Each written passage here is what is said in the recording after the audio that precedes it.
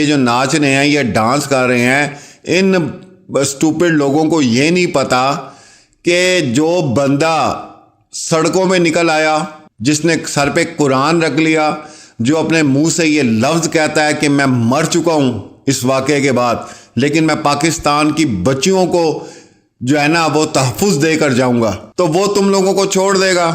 ان دونوں کی بیل ہو گئی ہے اور جناب بڑا تم لوگوں نے ڈانس شروع کر دیا۔ سارے کھوتے کی شکل والے بندے تم نے ساتھ بٹھائے ہوئے ہیں، کو بندے کا پتر تو ساتھ رکھتے، ادھر نظیر نہیں ملتی، فلاں کیس میں نظیر مل جاتی ہے، فلاں نظیر۔ اور بھائی نظیروں پہ چلنا عدالت نے، یا اپنی نظیر بھی کوئی پیش کرے گی تازہ ترین۔ السلام علیکم ناظرین، میں ہوں کیسل میر اور آپ دیکھ رہے ہیں اللہ ٹی وی۔ امید کرتا ہوں آپ سب لوگ خیریت سے ہوں گے۔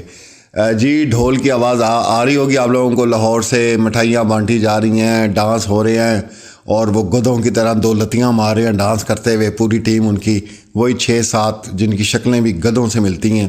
اور ان بے وقوفوں کو کوئی یہ نہیں بتاتا، مہدی علی کاظمی نے 5 ماہ سے ان کو ناک سے وہ بندہ چنے چوار ہے، تو کیا وہ خاموشی سے بیٹھ جائے گا؟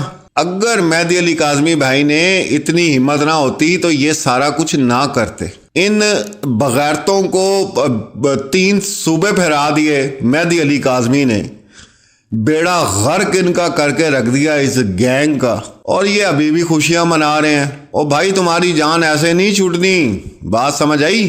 تم جو مرضی کرتے پھرو، جتنی مرضی رات کو محفلیں لگا کے بیٹھ جاؤ، جو مرضی کرتے رہو۔ یہ لگ رہا ہے ایک گھر میں بیٹھ کے سیشن کرتے ہیں، ایک کمرے میں بیٹھا ہے، دوسرے کمرے میں بیٹھا ہوا ہے۔ اب آتے ہیں اس مسئلے پہ، یہ جو ناچ رہے ہیں، یہ ڈانس کر رہے ہیں، ان اسٹوپڈ لوگوں کو یہ نہیں پتا کہ جو بندہ سڑکوں میں نکل آیا، جس نے سر پہ قرآن رکھ لیا، جو اپنے منہ سے یہ لفظ کہتا ہے کہ میں مر چکا ہوں اس واقعے کے بعد، لیکن میں پاکستان کی بچیوں کو جو ہے نا وہ تحفظ دے کر جاؤں گا، تو وہ تم لوگوں کو چھوڑ دے گا۔ ان دونوں کی بیل ہو گئی ہے اور جناب بڑا تم لوگوں نے ڈانس شروع کر دیا۔ سارے کھوتے کی شکل والے بندے تم نے ساتھ بٹھائے ہوئے ہیں، کو بندے کا پتر تو ساتھ رکھتے، کو بندہ یہ کہتا کہ ہاں یار یہ شکل سے یہ بندہ لگ رہا ہے۔ جتنے تم نے صحافی بٹھائے، جتنے تم نے وکیل بٹھائے، جتنے تم نے 2 نمبر جو سموسہ چاٹ پہ بکنے والے صحافی بٹھائے ہیں، کوئی بندے کا پتر بٹھانا تھا کہ ہم بھی کہتے کہ ہاں یار بڑا ایجوکیٹڈ بندہ لگ رہا ہے شکل سے، یہ کو بات کر رہا ہے، کوئی اس میں وزن ہوگا۔ ویسے تم نے بندے بٹھائے، اور ویسے تمہارے دیکھنے والے، سوری ٹو سے، جو تمہیں جا کے دیکھتے ہیں، 1 لاکھ ویو کے اوپر تمہارے 4 کمنٹ ہوتے ہیں، کیونکہ باقی جو 2500 گالیاں ہوتی ہیں وہ تو تم نے ڈیلیٹ کرنی ہوتی ہیں۔ تنخواہوں پہ تم نے بندے رکھے ہوئے ہیں کہ گالیاں ڈیلیٹ کرو، جو ہمیں گالیاں پاڑ رہی ہیں، لانتیں پاڑ رہی ہیں۔ اپنے سیشن میں تم لوگوں نے قبول کر لیا پوری دنیا سے ہمیں لانتیں پڑتی ہیں، تو مہدی علی کاظمی کو ایزی نہ لینا۔ بات سمجھ آ گئی؟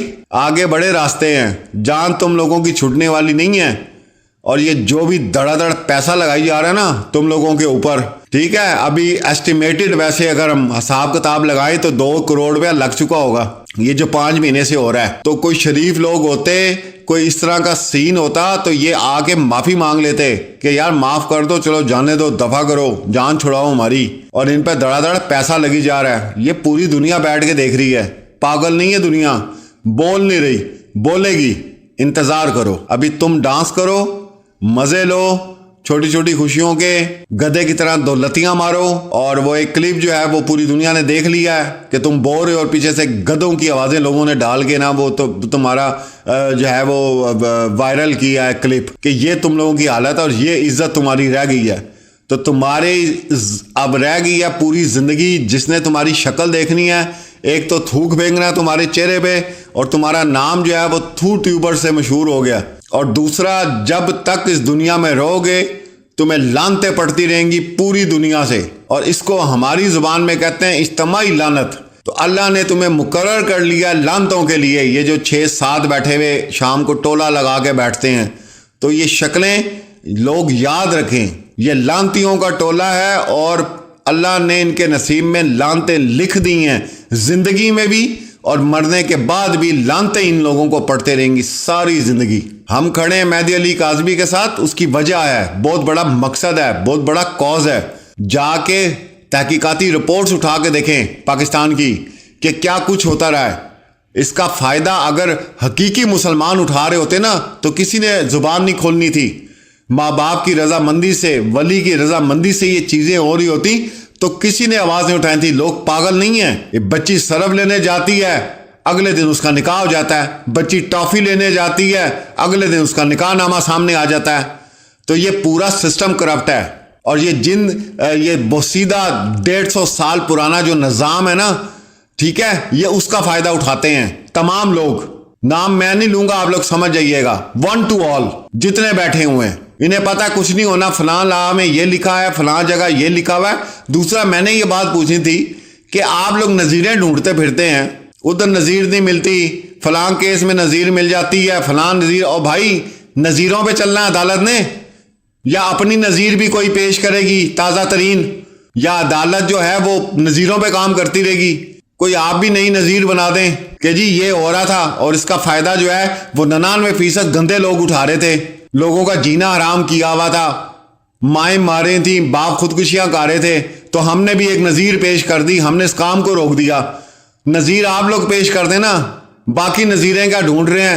150 سال یا 200 سال پرانی نظیریں اٹھا کے آپ کہتے ہیں جی فلاں نظیر نہیں ملتی, وہاں نظیر نہیں ملتی, ادھر نظیر مل جاتی ہے, ادھر بے نظیر مل جاتی ہے.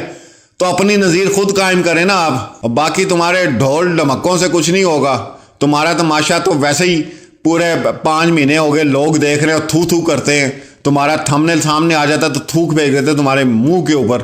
موبائل بھی گندا ہو جاتا ہے بیچاروں کا, لیپ ٹاپ بھی گندے ہو جاتے ہیں. اتنی منحوس شکلیں ہیں تمہاری. تمہارے تو منہ کو لگا ہوا کتا, وہ تو منہ بند نہیں ہونا تم لوگوں کا مرتے دم تک. ان کو سزائیں بھی ہوگی, کچھ ہوگی, تب بھی کتوں کی طرح بھونکتے رہو گے, کیونکہ تم پہ لگا ہوا پیسہ.